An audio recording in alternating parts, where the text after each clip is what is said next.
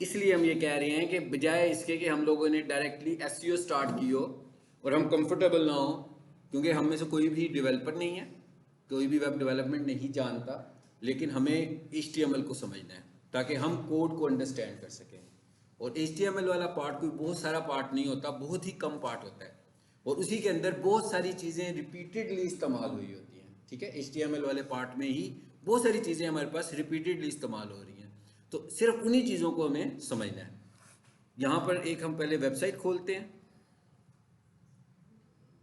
ये आज का लेसन भी लें, इसके अलावा जो पिछले 4 लेसन हैं जिनकी मिसिंग हैं वो उनको भी लें। ठीक है, तो फिर क्लियर हो जाएगा। ठीक है, ताकि अगर कोई इस लेक्चर में कोई डेफिशिएंसी होगी तो वो आपको प्रीवियस लेक्चर में मिल जाएगी। हम कोशिश करेंगे कि एचटीएमएल को स्टार्ट से लेकर प्रीवियस क्लास पे जहाँ पे मैंने एंड किया है वहाँ तक हम उसकी रिपीट क्लास करेंगे आज। ठीक है,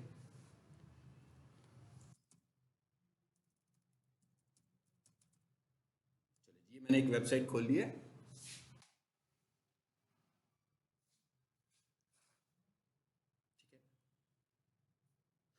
कोई भी वेबसाइट इस तरह में नज़र आती है, चाहे वो वर्डप्रेस में बनी हो, चाहे वो कोडिंग में बनी हो, और हर वेबसाइट के बैक एंड पर कोडिंग होती है।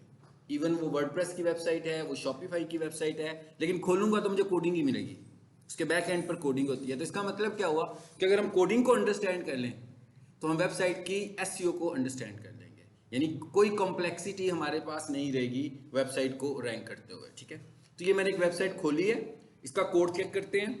कंट्रोल यू करता हूं मैं, ये शॉर्टकट की होती है सिर्फ कोड देखने की। ठीक है, आपने वेबसाइट खोली, कंट्रोल यू किया तो कोड की विंडो आपके सामने आ गई है। यहाँ पर हम कोई चेंजेस नहीं कर रहे हैं, यहाँ पर हम सिर्फ कोड को देखना चाह रहे हैं। तो इस तरीके से हमारी वेबसाइट का ये कोड लिखा हुआ है। हम एक काम करते हैं, पैरेलल नोटपैड की विंडो भी खोल लेते हैं।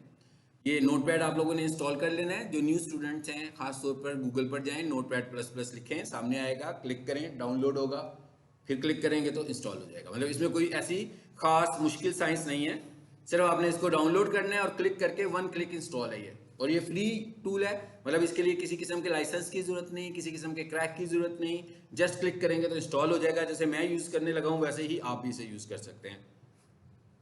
सो ये मैंने खोल लिया जी नोटपैड। ठीक है, ये पहले से इसमें कुछ फाइलें खुली हुई हैं, मैं इन्हें बंद कर देता हूँ। जब आप खोलोगे तो नो डाउट आपके पास तो कोई फाइल नहीं आएगी, और हम बिल्कुल एक नया काम शुरू करते हैं। जैसे भी कोई हम नया एप्लीकेशन खोलते हैं तो एक नई फाइल खोल लेते हैं। सो मैंने एक नया पेज खोल लिया, आपके सामने पेज आ गया। ठीक है, अब हम ये देख रहे हैं कि ये वाली जो फाइल हमारे सामने खुली हुई है ये एक HTML फाइल है। ठीक है, यानी जो हमारे पास वेबसाइट की फाइल है, जो एसईओ वाला पार्ट है वो HTML का पार्ट है। हमें सिर्फ उसको अंडरस्टैंड करना है, वो हमें समझ में आना चाहिए। सो फाइल की टाइप क्या है, HTML है। तो इसका मतलब क्या हुआ कि हमने प्रैक्टिस के दौरान फाइल को जो सेव करना है वो सेव करना है एज HTML। कैसे सेव करना है, मैं यहाँ से फाइल पर आता हूँ, फिर मैं यहाँ से सेव एज पे आता हूँ, और यहाँ पर फाइल का नाम पूछ लिया उसने।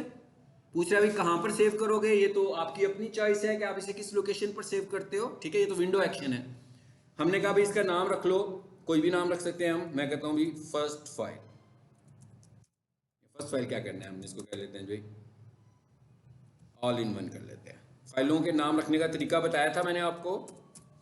स्पेसेस नहीं होने चाहिए बीच में, डैश होना चाहिए। स्पेस जो है वो इलीगल कैरेक्टर होता है फाइल के नाम के दरमियान में, खास तौर पर जब आप एसईओ की बात करने लगे हुए हैं। जब हम कोई कंटेंट लिखते हैं उसमें स्पेस होता है, कंटेंट लिखते हुए स्पेस होगा, फाइल का नाम सेव करते हुए स्पेस नहीं होगी।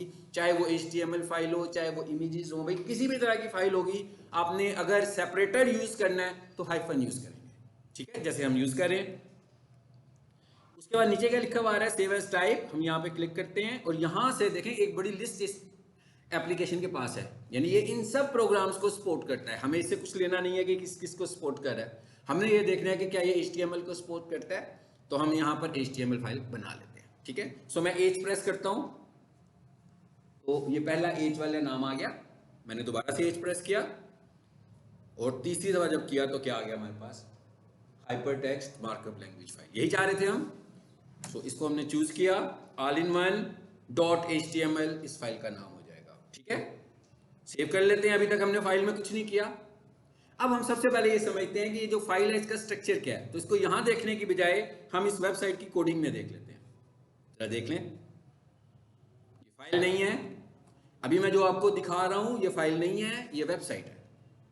अगर आप नोट करें तो ये पूरी वेबसाइट शुरू कहां से हो रही है, HTML से, और अगर हम इसको देखें कि ये एंड कहां पे हो रही है, HTML पे। ठीक है, तो इसका मतलब क्या हुआ कि इसका मेन स्ट्रक्चर क्या है, पूरा लूप क्या बनेगा, HTML और एंड HTML। एक और चीज देख लें कि एंड करने के लिए हम क्या यूज कर रहे हैं। मैंने वर्ड बोला एंड का, लेकिन एंड लिखने के लिए हम क्या यूज करेंगे, स्लैश। ये देखें, स्लैश बॉडी, जहां जहां एंड हुआ है वहां पर क्या लगा हुआ है, स्लैश का कैरेक्टर लगा हुआ है।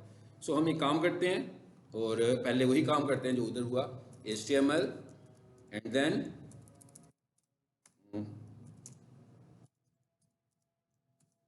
एंड कैसे लिखेंगे, स्लैश के साथ। एंड नहीं लिखना, एंड का वर्ड नहीं लिखना, सिर्फ स्लैश लगाना है। तो ये मैंने एक मेन लूप बना दिया कि भाई मेरी जो वेबसाइट है वो इसके अंदर पड़ी हुई है सारी। अब इसका स्ट्रक्चर क्या बनता है वो देख लेते हैं। यानी सबसे पहले क्या हुआ, HTML, उसके बाद इसका जो सेकंड पार्ट होता है वो होता है हेड, और इसको भी देखें मैं स्क्रीन पर एंड कर रहा हूं, ठीक है। और इसका जो थर्ड पार्ट है वो है बॉडी, और इसको भी मैं एंड कर रहा हूं, और इस चीज को भी हम वेबसाइट पे भी देख लेते हैं जाकर के, क्या ऐसे ही है। मतलब जो हेड का कंपोनेंट होंगे वो सारे हेड में आ जाएंगे, जो बॉडी का पार्ट होगा वो हम बॉडी में लिख देंगे। मैं इसमें थोड़ी सी स्पेस बना देता हूं ताकि आपको पता लगे कि यहाँ पे हमें काम करना है। इसके नीचे वाला जो हिस्सा होता है उसे हम बोलते हैं फुटर। वो हमें बताने की जरूरत नहीं है, वो ऑटोमेटिकली जो बॉडी के नीचे होगा वो क्या होगा, फुटर होगा। अब जरा हम वेबसाइट पे आकर देखें, हेड वाला पार्ट आपको यहां पे कहीं नजर नहीं आएगा। आपकी पूरी वेबसाइट कहां से शुरू हो रही है, बॉडी से। ठीक है, अगर मैं बिल्कुल एंड पर चला जाता हूं, ये वाला जो पार्ट हमने बनाया हुआ है, ये फुटर बनाया हुआ है। ये कहां पे लिखा है हमने, जहां पर हमारी बॉडी एंड हो गई है वहां से ये वाला हिस्सा शुरू हो गया। ठीक है, सो एक वेबसाइट में हमें दो हिस्से नजर आ रहे हैं, बॉडी और फुटर। फुटर डिक्लेयर करने की जरूरत ही नहीं है, जहां पर आपका बॉडी एंड होगी वहां पर आपका फुटर। जैसे माइक्रोसॉफ्ट वर्ड में हमने फुटर लगाना होता है, एग्जैक्टली डॉक्यूमेंट के एंड पर आ जाता है। ठीक है, तो आप ये समझ लो कि वही वाला फुटर है। अब जो हेड वाला पार्ट है वो कहां है, वो तो यहां कहीं नजर नहीं आ रहा। हेड वाला पार्ट ये है हमारे पास, ये देखें जरा, मैं टैब के ऊपर माउस रखा, हेड वाले पार्ट में बहुत कुछ आना है, मगर हमसे रिलेटेड जो चीजें आनी है हम वो डिस्कस करने लगे हैं। हेड वाले पार्ट में हमें पहले ये समझना है कि जो टाइटल लिखा हुआ है, वेबसाइट का टाइटल जो टैब के ऊपर लिखा हुआ नजर आ रहा है, ये हेड में लिखा गया है, और इसके लिए HTML का टैग टाइटल इस्तेमाल हुआ है। ये हमसे बहुत ज्यादा रिलेटेड है। इसी तरह हेड वाले पार्ट में जो दूसरी चीज हमें नजर आ रही है वो क्या है, ये एक तस्वीर नजर आ रही है जिसे हम टेक्निकली क्या कॉल करते हैं, फेविकॉन कॉल करते हैं। ठीक है, वैसे ये इमेज है, एक थंबनेल है छोटा सा आइकॉन की शक्ल में, जैसे वो डेस्कटॉप पर आइकॉन्स आ रहे होते हैं, my computer, recycle bin. So icon की शक्ल में आ रहा है, मगर यहां पर हम इसे क्या कॉल करते हैं, फेविकॉन कॉल करते हैं। तो इसका मतलब क्या हुआ कि हमें अभी के लिए हेड में ये दो चीजें समझनी है बस। ठीक है, कैसे समझते हैं इनको, आ जाए इधर देखते हैं। ये आ गया जी हमारा हेड का पार्ट। सो मैंने क्या कहा कि जो टाइटल में आपको वेबसाइट का नाम लिखा हुआ नजर आ रहा है वो कहां पे मेंशन किया हुआ है हमने, टाइटल में, हेड के अंदर टाइटल में। और उधर जो तस्वीर नजर आ रही है वो फेविकॉन कहलाता है, मगर उसके लिए जो टैग है हमारे पास वो लिंक का टैग है। ठीक है, उसको भी हम करते हैं। तो पहले मैं लगाता हूं जी टाइटल, टाइटल लिख दिया मैंने। सिर्फ आपको ये चंद टैग्स हैं, मेरा ख्याल है 5 से 6 टोटल टैग्स होंगे जो आपको अंडरस्टैंड करने हैं, और जब मैं वेबसाइट की एसईओ करूंगा तो मैं इन्हीं को मैनिपुलेट करूंगा। ठीक है, और एंड के लिए मैंने स्लैश लगाया और फिर टाइटल लिख दिया। चलिए इधर मैं कोई सा भी टाइटल दे देता हूं, लेकिन अभी मैं ये बताऊंगा कि इसकी इंपॉर्टेंस क्या है। फर्स्ट क्लास ऑफ HTML, चलिए हमने ये लिख दिया।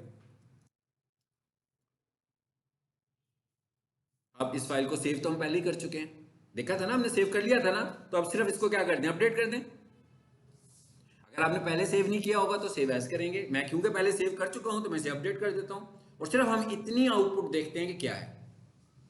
यहां पर एरर सिर्फ एक सूरत में जनरेट होगा, जब आप कोई स्पेलिंग मिस्टेक करेंगे। अगर मैं टाइटल के स्पेलिंग या एंड टाइटल के स्पेलिंग कुछ गलत लिख दूंगा, यानी कैरेक्टर्स आगे पीछे हो जाएंगे, तो एरर आ जाएगा, अदरवाइज एरर नहीं आएगा। तो अब हम जरा इसको चलाकर भी देख लेते हैं ये फाइल का है। ये फाइल हमने रखी थी ई में,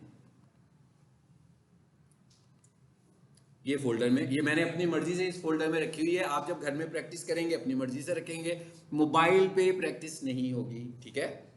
लैपटॉप पर या डेस्कटॉप पे प्रैक्टिस करनी है जी। कौन सी फाइल है हमारी इनमें से? ऑल इन मनी से खोलिए। चलो आ गया, ये लिखा हुआ आ गया फर्स्ट क्लास ऑफ एचटीएमएल। ये वेबसाइट के ऊपर ये टाइटल आ रहा है बेस्ट प्रोफेशनल किचन इक्विपमेंट। यहां पर हमने भी अपना टाइटल चेंज कर लिया फाइल का। जो न्यू स्टूडेंट्स हैं जिन्होंने ये लेसन नहीं पढ़ा हुआ उन्हें समझ में आ गया क्या किया मैंने, ओके? अच्छा, ये क्यों इतना इंपॉर्टेंट क्यों है, हम इसे डिस्कस क्यों कर रहे हैं, इसको देखते हैं जरा। एज ए आम विजिटर मैं गूगल पर आया, ठीक है, और मुझे कुछ बाय करना है। मैंने लिखा प्रोफेशनल किचन इक्विपमेंट। सपोज करें मुझे कोई किचन इक्विपमेंट, पिज़्ज़ा ओवन वगैरह परचेज करना है।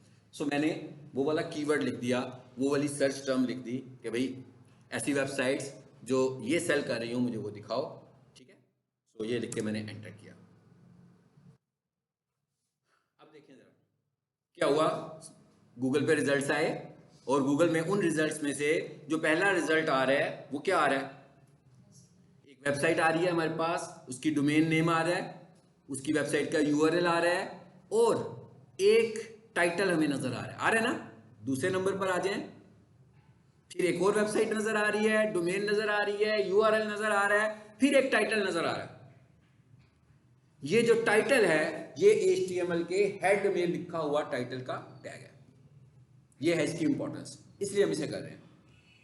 आपने देख लिया कि वेबसाइट को रैंक करने में इसका रोल है सारा, और ये पढ़ाने के लिए तो मैंने लिख दिया ना first class of HTML file. Actually यहां पर क्या होगा, उस कंपनी का कीवर्ड होगा जिसकी बेस पर, यानी वो वाला कीवर्ड भी कौन से वाला होगा? प्राइमरी कीवर्ड होगा, जिसके ऊपर वो चाह रहा होगा कि भाई मैं अपनी वेबसाइट को रैंक करूं। तो जब तक हमें इस टाइटल के टैग की अंडरस्टैंडिंग नहीं होगी, हमें प्राइमरी कीवर्ड को कहां रखना है ये तो नहीं पता लगेगा। हम एसईओ बेशक सीख लें, इसकी इंपॉर्टेंस का नहीं पता लगेगा। इसकी जो लेंथ होती है वो मैक्सिमम 60 कैरेक्टर्स होती है। अब समझो 50 to 60 कैरेक्टर्स होती है, नॉट मोर देन, ठीक है? तो इसका मतलब बहुत सारे वर्ड्स यहाँ नहीं आ सकते, बहुत कम लेंथ है। तो यहाँ पर हम मोस्टली अपना प्राइमरी कीवर्ड भी ही टारगेट करते हैं। हालांकि ऐसा भी हो सकता है कि हमारी वेबसाइट पर 5 कीवर्ड्स हों, 10 कीवर्ड्स हों, 20 कीवर्ड्स हों, लेकिन हम यहाँ पर एक ही कीवर्ड टारगेट कर पाएंगे। इस तरह जब हमारे पास बहुत सारे पेजेस होंगे तो वहां पर हम अलग-अलग कीवर्ड्स को टारगेट करेंगे। क्लियर? चलिए अब आ जाते हैं इधर वापस।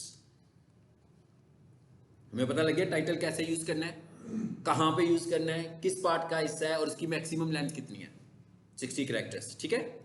ओके। अच्छा, अब दूसरी चीज क्या थी हमारे पास, इस वेबसाइट की कोडिंग में आकर देख लेते हैं वो क्या थी। वो मैंने क्या बोला था, फेविकॉन, और फेविकॉन को मैंने नाम बताया था आपको कि भाई उसका क्या नाम है, भाई वो क्या है, लिंक का टैग है, ठीक है? जरा ढूंढे मुझे भी बता दीजिएगा किसी को लिंक का टैग नजर आ जाए तो। लाइन नंबर 45, चले मैं इसी को पिक करता हूं, इसी को मैंने किया कॉपी। ये याद रखिएगा ये सोर्स कोड एडिटेबल नहीं है, ये सोर्स कोड सिर्फ देखने के लिए।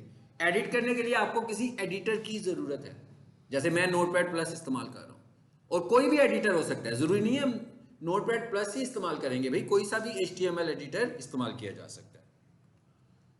अब इधर आ जाते हैं।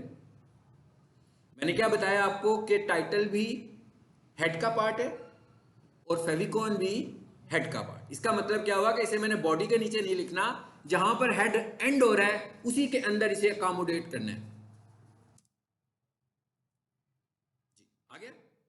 अच्छा, यहां पर क्या आ रहा है, इमेज आ रहा है। अभी जरा एक चीज नोट कीजिएगा, पहले इस पॉइंट को समझ लें, इस पॉइंट को समझ लें। यहां पर लिखा हुआ आ रहा है href इमेजेस फेविकॉन, तो ये मैं कॉपी करके लाया हूं ना एक वेबसाइट से। तो ये जो इमेजेस लिखा हुआ आ रहा है इसका मतलब ये है कि ये इमेजेस का फोल्डर है।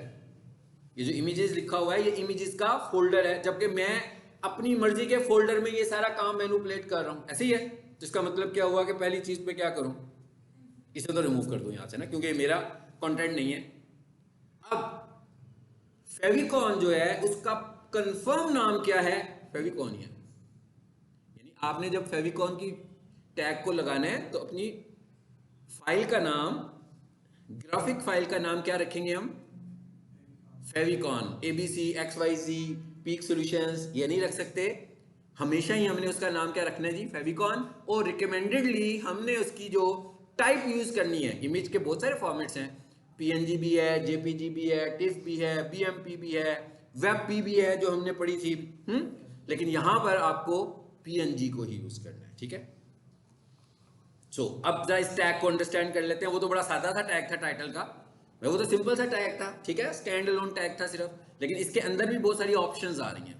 सबसे पहली बात, जब हम कोई HTML का टैग लिखते हैं और उसके अंदर ऑप्शंस लिखते हैं तो हम उन्हें ऑप्शंस नहीं बोलेंगे, हम उन्हें बोलेंगे एट्रीब्यूट, ठीक है। ये मैंने आपको समझाने के लिए पहली दफा वर्ड ऑप्शन इस्तेमाल किया। बेसिकली टैग के अंदर आने वाली ऑप्शंस को हम कैसे एड्रेस करते हैं? एट्रीब्यूट। तो इसका मतलब क्या हुआ कि लिंक के टैग में हमें दो एट्रीब्यूट नजर आ रहे हैं। पहला एट्रीब्यूट है REL और दूसरा एट्रीब्यूट है href। REL stands for relation, REL stands for relation. हम कह रहे हैं भाई एक लिंक लगा रहे हैं, उसका रिलेशन क्या है? शॉर्टकट आइकॉन, यानी उसे छोटा आइकॉन बनाना है, बड़ी तस्वीर के तौर पर नहीं दिखाना। हालांकि ये जो फेविकॉन की इमेज है ये बड़ी इमेज है, ठीक है। अगर आप इस फोल्डर में देखें तो ये तस्वीर आपको बड़ी नजर आ रही है, ये वाली है। कौन सी है वाला फेविकॉन? ये वाली लगी हुई है, ठीक है।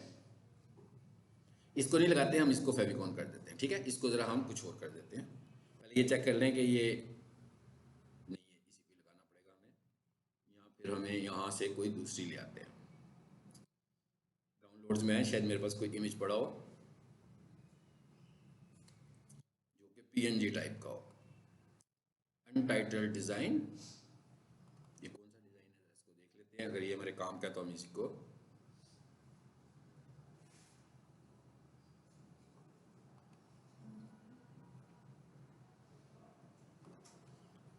मैंने क्या कहा, नाम क्या होना चाहिए? PNG favicon. हम इसको रीनेम कर लें और इसका नाम रख लेते हैं फेविकॉन, ठीक है। तो कहता अभी पहले भी कुछ फेविकॉन के नाम से चीज पड़ी हुई है यहाँ पे। ये भी किसी साहब की तस्वीर आ रही है भाई, इसको भी नहीं यूज करना हमने।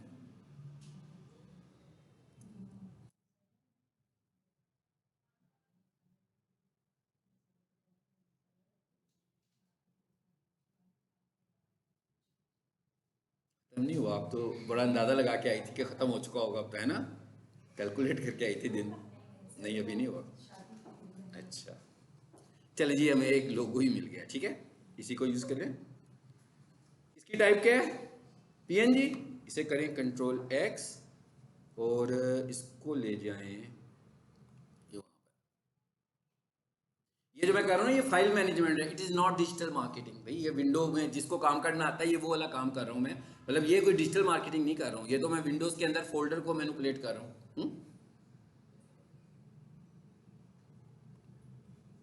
बेसिकली मैंने फेविकॉन में एक तस्वीर सेट करनी है, सो मैं कहता हूँ कौन सी तस्वीर सेट करनी है, सिर्फ वो तस्वीर यहाँ पर लेकर आया हूँ और कुछ नहीं है। इस फेविकॉन को डिलीट कर दो बेशक, चले। और इसको फेविकॉन बना लें। देखें इस फाइल का क्या नाम है? लोगो है। सो मैंने अभी क्या बताया कि नाम उसका क्या होना चाहिए? फेविकॉन होना चाहिए। सो मुझे इसे रीनेम करना पड़ेगा और इसका नाम रखना है मुझे। अब माउस रखें इसके ऊपर तो इसकी टाइप है PNG। अच्छा, आप ये बेसिकली हम विंडोइंग एनवायरनमेंट यूज करते हैं तो हमें एक्सटेंशंस यहाँ बताने की जरूरत नहीं है, लेकिन जब हम एडिटर यूज करेंगे वहां मेंशन करेंगे। यहाँ पर मुझे नहीं बताना कि ये PNG है कि कुछ है, क्योंकि उसने खुद ही डिटेक्ट कर लिया कि भाई ये PNG है। अब हम आ जाते हैं वापस उधर कोडिंग में। जी अब तो कोई इशू नहीं है, पूरा सही हो गया नाम। फाइल भी मैं ले आया हूँ, लेकिन आप जिस फोल्डर में प्रैक्टिस करेंगे अगर वहां पर ये फाइल नहीं होगी फिर तो इशू बनेगा ना। अच्छा, अब ये पूरा टैग हो गया। href हाइपर रेफरेंस, इसका क्या मतलब है कि भाई इमेज कहां पर है वो बताओ। फिर हमने रिलेशन में क्या बताया कि इमेज को लाना किस शक्ल में है, छोटा के बड़ा। तो शॉर्टकट आइकॉन का मतलब छोटा करके लेकर आना है हमने, ठीक है।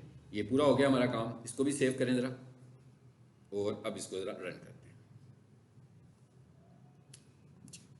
ये ब्लैंक आ रहा है, हमें इसको रीलोड करें। जी लग गया है, देखें ये साथ लग गया ना लोगो, छोटा सा लोगो लगेगा ना। बेसिकली ये है क्या? SEO की एसईओ क्यों कह रहा है कि ये गूगल क्यों कह रहा है कि इसको लगाओ? देखें, इसलिए कह रहा है कि आपकी मार्केटिंग हो, मतलब आपकी लोग आपकी वेबसाइट कोई कितनी दफा भी खोलेगा तो उसको टैब के अंदर आपका लोगो नजर आएगा, तो मार्केटिंग हो रही है ना, पता लग रहा है किसी को, जितनी दफा आपकी वेबसाइट को कोई बंदा विजिट करेगा आपका लोगो नजर आएगा। सो ये पॉइंट है सिर्फ एसईओ का, और ये 2 एसईओ के हमने टैग्स देखे हैं, टाइटल और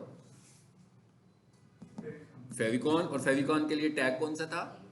लिंक का टैग था। ओके, चलिए जी, अब आते हैं आगे, तीसरे नंबर पर बात करते हैं। यानी ये हम बाहर आ गए, कहां से बाहर आ गए? ये हम लोग बाहर आ गए हैं हेड से, और अब हम जाने लगे हैं बॉडी के पार्ट में। ठीक है, इसका मतलब क्या हुआ कि मैं जो अगला टैग आपको लिखवाऊंगा वो कहां पे लिखा जाएगा? यहां पे। इससे पहले हम जरा वेबसाइट को एक बार फिर देख लेते हैं।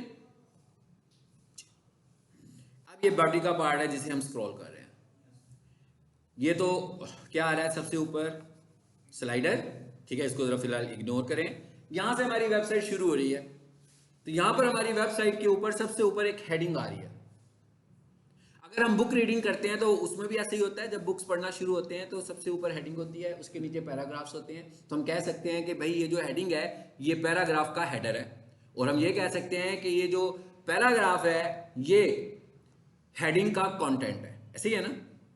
सो गूगल भी हमें ये कह रहा है कि भाई ये जो आप अपनी वेबसाइट दिखाना चाह रहे हैं ना, इसका एक स्ट्रक्चर होना चाहिए, बिल्कुल वही वाला स्ट्रक्चर जो किताबों में बुक रीडिंग करते हुए आपको नजर आता है कि हेडिंग के बाद क्या होता है। अक्सर हम देखते हैं ना, ये बात मैंने पहले बड़ी डिटेल से एक्सप्लेन की थी, अब जरा थोड़ा सा मुख्तसर करता हूँ कि बुक का क्या होता है। पहला टाइटल, उसके साथ नंबर लगाया होता है बुक्स में तो 1, फिर उसको एक्सप्लेन किया होता है, फिर क्या होता है, अगर तो उन्होंने उसी को एक्सप्लेन करना हो फर्दर, यानी उसी का सब टॉपिक हो, तो फिर क्या लिखा होता है? 1.1, फिर एक और टॉपिक होता है। अभी चैप्टर 1 पे ही है, ठीक है, और टॉपिक भी 1 है ना, इट इज नॉट, ये नहीं बता रहा कि आपका चैप्टर 1 है, ये कह रहा है ये पहला टॉपिक चल रहा है। फिर आ गया 1.2, इसका क्या मतलब हुआ कि भाई ये जो पहला टॉपिक है उसी को मैं फर्दर एक्सप्लेन कर रहा हूं। इसके बाद क्या आता है? 1.2.1 फॉर एग्जाम्पल। अब ये क्या डिफाइन कर रहा है? अब ये कह रहा है कि भाई 1.2 वाला जो पार्ट अभी आपने पढ़ा है, अब जो डिटेल लिखने लगे हैं ना, आप इसकी आगे से सब टाइप्स आनी शुरू हो गई है। सो इस तरह करने से होता क्या है, बुक रीडर्स को समझ में आ रहा होता है कि भाई कौन सा मेन टॉपिक है और कौन सा सब टॉपिक है। गूगल भी यही कह रहा है कि भाई आपके विजिटर्स को भी आपके टॉपिक का इस तरह पता लगना चाहिए, और गूगल के क्राउलर को ऐसे समझ में आएगी। अगर आप इस तरह नहीं लिखेंगे, यानी ये जो टॉपिक्स बनाने की बात कर रहा हूं आप नहीं बनाएंगे, तो इसका मतलब ये हुआ कि आपने एसईओ का एक बहुत ही बड़ा फैक्टर इग्नोर कर दिया, तो आपकी वेबसाइट की एसईओ वीक है गूगल के मुताबिक। इस काम करने के लिए ये जो स्ट्रक्चर डिफाइन हो रहा है, इसके लिए हम क्या यूज कर रहे हैं? इस स्ट्रक्चर को डिफाइन करने के लिए हम यूज करेंगे हेडिंग स्टाइल्स।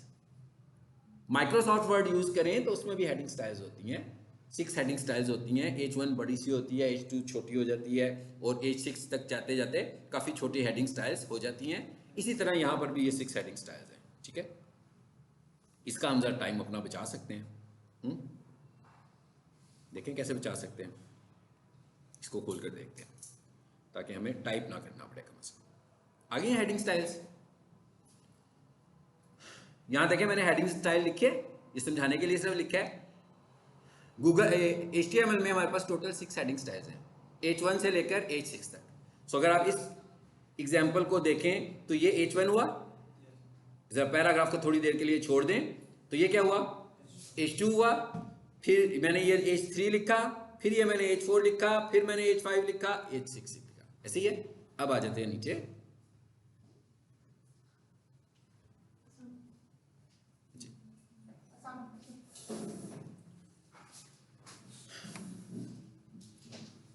अब जरा इस फाइल को एग्जीक्यूट करें।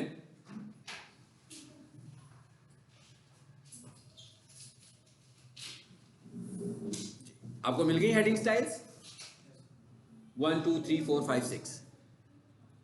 ये सिंपली अभी हमने ये समझा कि हेडिंग स्टाइल्स हैं क्या। जब मैं हेडिंग स्टाइल को एसईओ में बताऊंगा तो इसका फिर दोबारा से हम इसको डिस्कस करेंगे कि बेसिकली गूगल ये कह रहा है कि भाई मुझे आपने इन हेडिंग स्टाइल से स्ट्रक्चर डिफाइन करके देना है।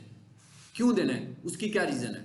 उसकी रीजन ये है कि गूगल ये कह रहा है कि मुझे कैसे पता लगेगा। मिसाल के तौर पर दुनिया में कितने लोग हैं जो बिजनेस कर रहे हैं, और कितने सारे लोग हैं जिनकी वेबसाइट्स हैं। गूगल को पता कैसे लगेगा कि भाई इस वेबसाइट का कीवर्ड कौन सा है? मतलब मैं ये कहूं कि मेरा कीवर्ड है प्रोफेशनल किचन इक्विपमेंट, सो गूगल के किसी बंदे को मैं ईमेल करके तो नहीं कहूंगा ना कि भाई ये मेरा कीवर्ड है, इसको रैंक कर दो। कैसे रैंक होगा? गूगल का अपना एक सिस्टम है, वो सिस्टम हम सीख रहे हैं। गूगल कह रहा है कि मैंने आपका प्राइमरी कीवर्ड कहां फाइंड करना है? हेडिंग स्टाइल में। तो अगर आपने हेडिंग स्टाइल नहीं लिखे या हेडिंग स्टाइल में कीवर्ड नहीं लिखा, तो इसका मतलब क्या हुआ कि हेडिंग स्टाइल में आपने जो कुछ लिखा गूगल के मुताबिक वो कीवर्ड है। फिर गूगल ने शुरू में हमें क्या कहा? कहता है आप टाइटल में जो लिखेंगे मैं उसे कीवर्ड समझूंगा। अब अगर आपने टाइटल में कीवर्ड नहीं लिखा तो गूगल के मुताबिक क्या वो कीवर्ड है। हेडिंग स्टाइल में आपने कीवर्ड नहीं लिखा, कुछ और लिख दिया, जैसे मैं लिख देता हूं peak solutions college, so peak solutions college not a keyword, ये तो ब्रांड है, कीवर्ड तो नहीं है, ये कोई सर्चिंग कीवर्ड तो नहीं है, सर्चिंग टर्म तो नहीं है, तो वो आपके पीक सॉल्यूशन को कीवर्ड ही समझेगा। सो हम अगर ये कहें कि भाई पीक सॉल्यूशन लिखें और पीक सॉल्यूशन की वेबसाइट खुल जाती है, या हम कहें हम दस्तगीर इंजीनियरिंग लिखें तो दस्तगीर इंजीनियरिंग की वेबसाइट खुल जाती है, या हम लिखते हैं XYZ कंपनी और XYZ कंपनी की वेबसाइट खुल जाती है, तो भाई ये तो उनके URL में नाम पहले से मेंशन है इसलिए खुल रहा है, ये एसईओ नहीं है। एसईओ प्रोडक्ट एसईओ है कि और भी बहुत सारे लोग हैं जो ये काम कर रहे हैं जहां पर आपका कंपटीशन चल रहा है। अब अगर आप ऊपर नजर आएंगे तो इसका मतलब है कि आप रैंक हो रहे हैं, अदरवाइज आप रैंक नहीं हो रहे हैं। आपका नाम ब्रांड, अब ऐसा तो नहीं है ना कि कोई लाहौर में कोई 200 पीक सॉल्यूशन है, एक ही तो पीक सॉल्यूशन कॉलेज है, एक ही उनकी वेबसाइट है, तो इसका मतलब क्या हुआ? पीक सॉल्यूशन लिखने से पीक सॉल्यूशन ही आएगा, दस्तगीर इंजीनियरिंग लिखने से दस्तगीर इंजीनियरिंग ही आएगा। लेकिन अगर हम ये कहेंगे best computer college in Lahore तो पीक आना चाहिए, अगर हम ये कहेंगे कमर्शियल पिज्जा ओवन इन लाहौर तो दस्तगीर इंजीनियरिंग आना चाहिए। इसका मतलब ये हुआ कि एसईओ ही है, ठीक है। सो ये चीजें हम देख रहे हैं कि ये कैसे होनी है। गूगल हमें ये क्या कह रहा है कि भाई आपने अपनी वेबसाइट के स्ट्रक्चर को ऐसे बनाना है। अब इसका क्या मतलब हुआ? जैसे हम माइक्रोसॉफ्ट वर्ड में कोई लेटर ड्राफ्ट करते हैं तो बहुत सारे पॉइंट्स लिखने होते हैं, तो हमारे पास एक ऑप्शन होती है बुलेट्स एंड नंबरिंग होती है ना। यहाँ तो हम समटाइम्स बुलेट्स की शक्ल में 10 पॉइंट्स लिख देते हैं, या हम नंबरिंग की शक्ल में 10 पॉइंट्स लिख देते हैं। गूगल ये कह रहा है कि आपने जो चीजों को डिफाइन करना है कि मेन टॉपिक एंड सब topic, so use these heading styles, इससे पता लगेगा। और गूगल हमें क्या कहता है? कहता है भाई H1 पूरी वेबसाइट में सिर्फ वंस होना चाहिए। इसका क्या मतलब हुआ? अगर मैंने उसे एक दफा लिखा तो गूगल क्या समझेगा फिर? कि ये हमारा प्राइमरी कीवर्ड है। तो अगर हम 6 दफा H1 लगाएंगे तो गूगल तो कंफ्यूज हो गया कि भाई ये 6 में से इनका प्राइमरी कीवर्ड कौन से वाला है, एक या ज्यादा से ज्यादा 2 दफा। इवन मैं रिपीट कर लूं या चेंज कर लूं, चेंज तो बिल्कुल नहीं करना ना, रिपीट ही करना होगा मुझे। फिर वो क्या कहता है? कहता है H2 जो है इसको जरा 2-3 दफा इस्तेमाल कर सकते हो, और इसके बाद वाले जितने भी हैं ना ये सब के सब हेडिंग्स हैं। ये आपकी चॉइस है कि एक टॉपिक लिखा, सब टॉपिक लिखा, जैसे अभी मैंने कहा 2.1 और फिर क्या लिख दिया 2.2, फिर क्या लिख दिया 2.3, तो ये जो 2.1 2 3 4 आ रही है ना, यहां पर H3 लग जाएगा या H4 लगेगा या H5 के साथ लगेंगे, ये बहुत सारे लग सकते हैं, मगर H1 एक ही लगेगा, H2 एक से ज्यादा, मतलब ट्वाइस यूज कर ले, 3 टाइम्स यूज कर ले, नॉट मोर देन दिस। लेकिन बाकी के जितने भी हैं वो सब आप बहुत ज्यादा दफा इस्तेमाल कर सकते हो, लाइक का बुलेट्स एंड नंबरिंग, मतलब बुलेट्स की तरह आपने उसको इस्तेमाल करना है। सो आई होप आपको ये भी पॉइंट समझ में आ गया हेडिंग का। अब जरा वापस आ जाए ऊपर।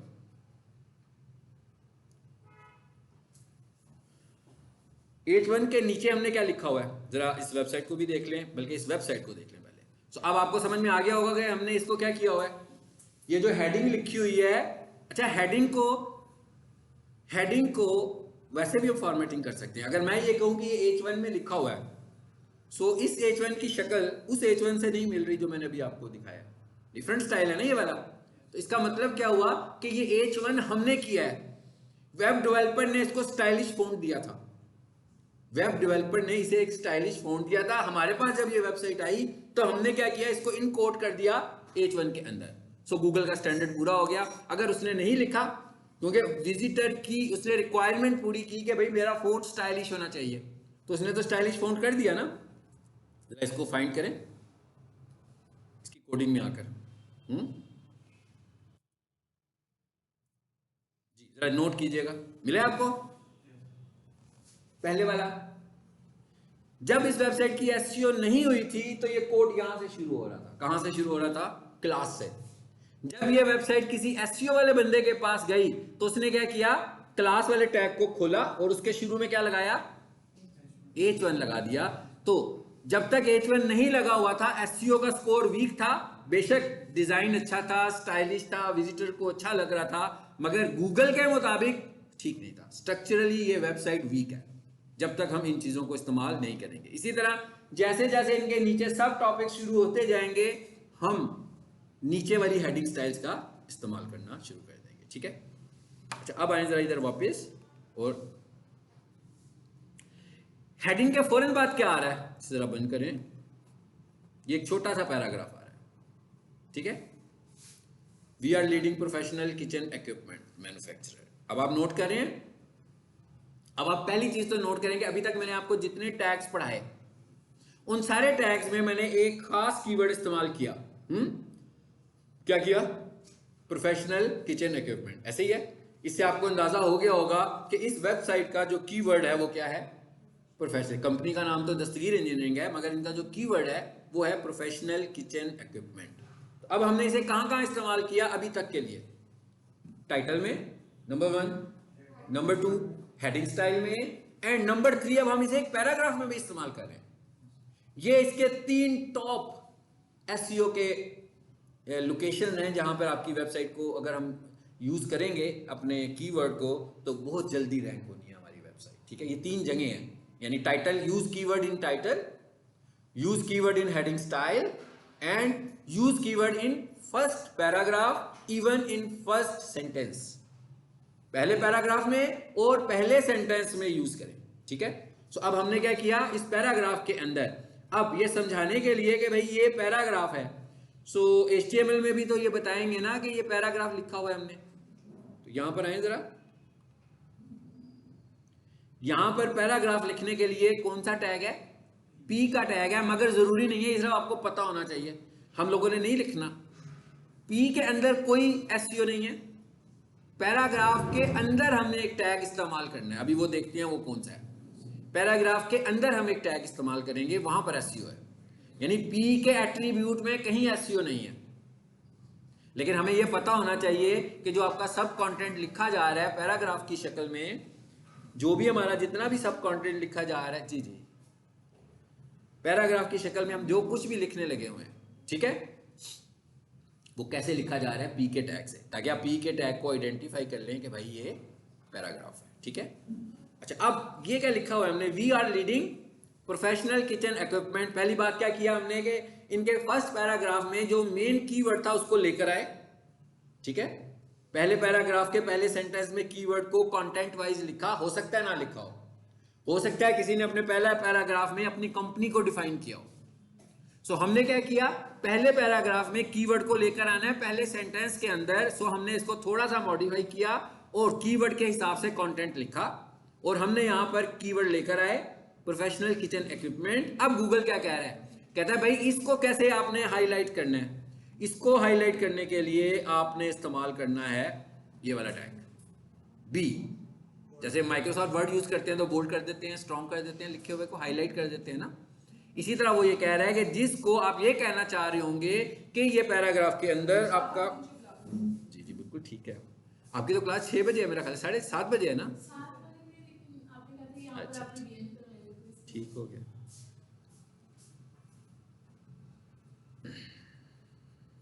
ठीक है, समझ में आ गया ये बोल्ड का टैग क्या कह रहा है? जरा आउटपुट देखें। बोल्ड नजर आ रहा है आपको? सिर्फ प्रोफेशनल किचन इक्विपमेंट बोल्ड लिखा हुआ है और कुछ नहीं लिखा हुआ। ये जो कुछ हम पढ़ रहे हैं ना, ये बिल्कुल हम वेबसाइट डिजाइन के हवाले से नहीं देख रहे। जो कुछ भी देख रहे हैं हम एसईओ के हवाले से देख रहे हैं। यानी ये गूगल को खुश कर रहे हैं कि भाई गूगल जो जो कुछ कह रहा था कि भाई यहां ये लिखना है तुमने, हम वही लिखते जा रहे हैं। इस तरह करने से हमारी वेबसाइट रैंक होगी। ठीक है? सो ये 2 टैग हम यूज कर सकते हैं, एक ये वाला भी यूज कर सकते हैं। प्रोफेशनल किचन इक्विपमेंट में मैंने क्या यूज किया? बी फॉर बोल्ड, और यहां पर मैंने यूज किया स्ट्रॉन्ग। जरा कोडिंग में नीचे आकर देखें, थोड़ा सा और नीचे आ जाते हैं।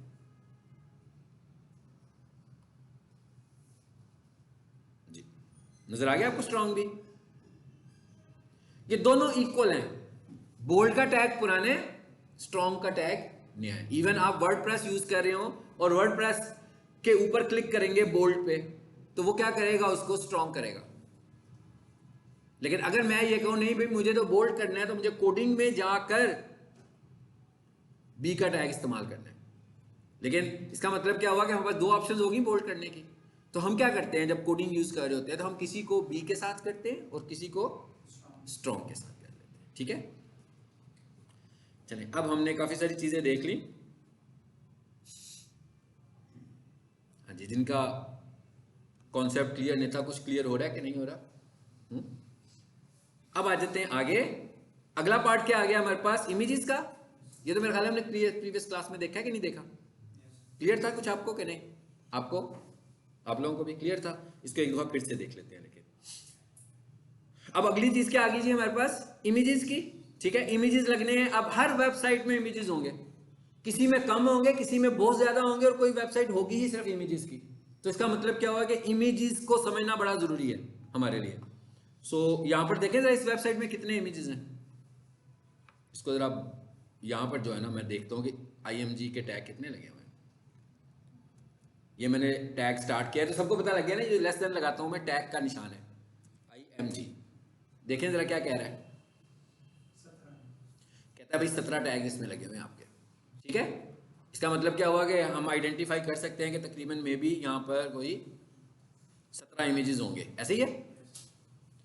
अब जरा इसके इमेज के टैग को भी समझ लेते हैं। अच्छा, ये जो लिखा हुआ है ना क्लास, इसको तो फौरी तौर पर आप लोगों ने अपने माइंड से निकाल देना है कि आपने इसके साथ कुछ नहीं करना। ये किस लेवल का काम है, ये तो डेवलपर ने किया हुआ है डिजाइन के लिए। ठीक है, इमेज के डिजाइन बनाने के लिए। इसका SEO में कोई रोल नहीं है, यानी कि क्लास का SEO से कुछ लेना देना नहीं है। ये एज इट इज लिखी रहेगी, हम इसमें कोई चेंज नहीं करेंगे। ये जैसे लिखी है वैसे ही लिखी रहेगी, जिस टैग में भी नजर आ जाए, डिव, क्लास, ये जहां पर भी नजर आएगी, इसे नहीं हमने छेड़ना, क्योंकि ये तो वेबसाइट के डिजाइन के मुतालिक है ना। ये किसने बनाई है, ये वेब डेवलपर ने काम किया हुआ है। इस तरह करने से क्या होगा, वेबसाइट का डिजाइन चेंज हो जाएगा, वो तो हमें चेंज नहीं करना किसी भी सूरत में। अच्छा, अब हम आ जाते हैं जी इमेज में, और यहां आकर जरा देखते हैं कि इसमें कोई इमेज भी लगा हुआ है कि नहीं लगा हुआ, तो वो भी समझ में आ जाएगा आपको। आ गया लाइन नंबर 15। जितने भी वेबसाइट पे इमेजेस होंगे सब इसी तरह ही लगे होंगे। एक वेबसाइट में जितने भी इमेजेस होंगे सब ऐसे ही लगे होंगे। सो ये हमने लगाया जी IMG, फिर क्या आ गया, यानी इमेज के टैग के लिए हमारे पास क्या है, IMG, फिर SRC। SRC का क्या मतलब है, जैसे पहले क्या आया था ऊपर, href आया था ना, तो हम इमेज टारगेट कर रहे थे। यहां पर हमने ऐसे नहीं करना, यहां पर हमने कैसे करने, SRC से करने। सो हमने यहां पर SRC का मतलब होता है सोर्स। फिर हमने क्या लिख दिया आगे भाई, इमेज का नाम। अब हम क्या कर रहे हैं, इसमें और लिंक में फर्क है। लिंक में तो हम छोटा सा इमेज ला रहे थे, इसमें हम पूरे का पूरा इमेज लाने लगे। ठीक है, सो इमेज SRC, आगे सोर्स। अगर आप देखें तो ये इमेज यहां पर पड़ी होगी, ये वाली है ना जिसको मैं यूज कर रहा हूं। ठीक है, उसके बाद आगे क्या लिखा हुआ आ गया, ऑल्ट। ये प्योरली SEO से रिलेटेड एट्रीब्यूट है। सबको पता नहीं ये एट्रीब्यूट है, ये टैग नहीं है। टैग है क्या एट्रीब्यूट है? ये एट्रीब्यूट है, क्योंकि ये टैग की ऑप्शन है। ठीक है, ऑल्ट का एट्रीब्यूट प्योरली SEO से रिलेट कर रहा है। और ये है क्या, आप देखें मैंने यहां पर क्या लिखा हुआ है, यूज जापानीज कार्स इन कीनिया। नाम से आपको कुछ अंदाजा हो रहा होगा इसका मतलब क्या है। इसका मतलब ये है कि ये हमारा कीवर्ड है। सो गूगल कहता है कि इमेज के अंदर आप कीवर्ड कैसे, पहली बात तो ये देखें कि गूगल ने आपकी वेबसाइट को रैंक कैसे करना है, जरा ये समझ लें पहले। यहां से करना है, कहां से करना है, कोडिंग से। आपकी वेबसाइट के ग्राफिक वाले वर्जन से नहीं करना। यानी अगर हम ये कहेंगे भाई बड़ी अट्रैक्टिव वेबसाइट है, तो शायद गूगल को पसंद आ जाए तो वेबसाइट रैंक हो जाए। यहां से वेबसाइट रैंक नहीं होनी है। वेबसाइट ने किस पार्ट से रैंक होना है, इस वाले पार्ट से रैंक होना है। इसलिए आप देख रहे हैं ना, हम इसी पे सारी एफर्ट करने लगे हुए हैं। अब गूगल क्या कह रहा है, कहता है भाई अगर आपने अपने इमेज को रैंक करवाना है, आप देखते हैं ना बहुत सारे इमेजेस होते हैं जो टॉप पर आ जाते हैं गूगल इमेजेस में, और कुछ नहीं भी आते हैं टॉप के ऊपर। इसका मतलब क्या होता है कि उनकी इमेज ऑप्टिमाइजेशन ज्यादा बेहतर हुई होती है, जो इमेजेस टॉप पे आ रहे होते हैं। अब आ जाएं कोडिंग में वापस। कैसे आते हैं, इमेज की क्वालिटी से नहीं आते हैं। इमेज की क्वालिटी अच्छी होनी चाहिए, ये नहीं हम कह रहे बुरी क्वालिटी हो, लेकिन इमेज की क्वालिटी से इमेज रैंक नहीं कर रहा बल्कि कोडिंग से रैंक कर रहा है। कैसे रैंक कर रहा है? अब गूगल को कैसे पता लगेगा इस तस्वीर को देख कर कि आपका कीवर्ड कौन सा है? सो हमने उसको बताना है कहां पे जाकर, आल्ट के एट्रीब्यूट में। यहां पर आप मैक्सिमम 120 कैरेक्टर्स में अपना मैसेज दे सकते हैं। इसका मतलब क्या हुआ कि टाइटल में क्या था, हमारे पास 60 कैरेक्टर्स थे, तो यहां पर 2 कीवर्ड यूज किए जा सकते हैं, प्राइमरी कीवर्ड और सेकेंडरी कीवर्ड के तौर पर। उसके बाद आपने कीवर्ड कहां पे यूज करना है? यहां पे भी यूज करना है। आपने अपनी फाइल का नाम भी कीवर्ड पे ही रख लेना है। देखिए हम क्या कह रहे हैं, हम गूगल फ्रेंडली काम कर रहे हैं ना। सो गूगल को चाहिए कीवर्ड जगह जगह, लेकिन उसकी एक ओपेसिटी है, मैंने बताई थी आपको, मैक्सिमम 2 या 2.5%, not more than percent, not 2.5, 2.5% of content. ठीक है, इसको भी हम एसईओ शुरू करेंगे, फिर एक बार डिस्कस करेंगे इसको। लेकिन यहां पर भी हमें क्या करना चाहिए? इसका मतलब क्या हुआ कि इस फाइल का एक्चुअली मुझे नाम क्या रखना चाहिए था? यूज जापानीज कार्स इन कीनिया, क्योंकि यही तो मेरा कीवर्ड है जिसको मैं टारगेट कर रहा हूं। तो क्या हुआ, 2 जगहों पर इमेज ऑप्टिमाइजेशन हो गई, आल्ट में एंड सेकेंडली फाइल के नाम में। तीसरे नंबर पर कौन सी जगह वो पूछ रहा है? टाइटल। ठीक है, टाइटल का क्या मतलब है? देखें तो टाइटल का क्या मतलब है, माउस लाइन इस पे जी, मैंने माउस रखा है इसके ऊपर, लिखा हुआ है use Japanese car in Kenya, ये टाइटल वाला टैग है, एट्रीब्यूट है। तो फिर मैंने कीवर्ड टारगेट कर दिया ना, फाइल के नाम में कीवर्ड यूज किया, आल्ट एट्रीब्यूट में कीवर्ड यूज किया, टाइटल में कीवर्ड यूज किया। इतनी सारी जगहों पे जब मैं कीवर्ड यूज करूंगा तो गूगल को तो खुद ही अच्छा लगेगा ना कि भाई यहां पर इसने बहुत ज्यादा फैक्टर्स अडॉप्ट किए हुए हैं। इसके अलावा हमने पढ़ा था कि फाइल का साइज बड़ा नहीं होना चाहिए। हमने ये कहा था कि फाइल के साइज को मैक्सिमम 300-400 किलोबाइट्स, वैसे गूगल को अच्छा लगता है 100 किलोबाइट्स हो, 200 किलोबाइट्स हो, लेकिन अगर आप 300 तक ले जाएं तो इट्स ओके। लेकिन अगर आपकी इमेजेस एमबीज में होंगी तो ये गूगल फ्रेंडली फैक्टर नहीं है। ठीक है, चलिए आ जाते हैं आगे। इमेजेस वाला पार्ट भी हो गया पूरा। ठीक है, आई होप सो कि हमने सब कुछ कर लिया जो इससे पहले हम लोगों ने पढ़ लिया था। यानी जो प्रीवियस क्लास में हमने वेबसाइट को डायरेक्ट एडिट किया, आज की क्लास में हमने दोबारा से रिकॉल कर लिया सब कुछ। अगली क्लास में हम लोग एसईओ का पहला टॉपिक कीवर्ड रिसर्च स्टार्ट करेंगे। ठीक है, देखें कीवर्ड रिसर्च मतलब, अब मैं बार बार कीवर्ड्स की बात कर रहा था ना, तो सबसे पहला काम क्या होता है जब हमारे पास कोई वेबसाइट आती है कि भाई इसकी एसईओ कर दें, तो हमें पहले क्या करना होता है? पहले हमें ये आइडेंटिफाई करना होता है कि इनके बिजनेस के लिए इनका कीवर्ड क्या होना चाहिए। फिर जब हम वो कीवर्ड फाइंड कर लेते हैं तो फिर हम ये देखते हैं कि इस कीवर्ड को हमने इनके कंटेंट में अकोमोडेट कैसे करना है, लेकर आना है। जैसे अभी आपने देखा, मैंने बताया कि अगर नहीं लिखा होगा तो मैं बीच में कंटेंट में रीराइट कंटेंट करवाऊंगा, लेकिन कंटेंट रीराइट करवाने का मतलब ये नहीं कि उनका मीनिंग चेंज करेंगे, हम सिर्फ कीवर्ड्स को बीच में अकोमोडेट करेंगे।